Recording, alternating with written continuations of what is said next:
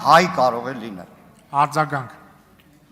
Պարոն Մանուկյան, ես ձեր հարցից, ձեր պատասխանից հասկացա, որ հայկական շահը եւ Հայաստանի շահը իրար չեն կարող հակասել, դա լրիվ նույն բանն է, ըստ սահմանման։ Այդ դեպքում ինչի նույնիսկ դուք այս ձեր խոսքի մեջ խուսափեցիք օգտագործել Հայաստանի շահը, հայաստանյան շահը եւ ասցիք հայ ժողովրդի շահ, չգիտեմ, հայկական, հայ արմատներ, հայրենիքի շահ եւ այլ, ինչի եք խուսափում Հայաստանի շահը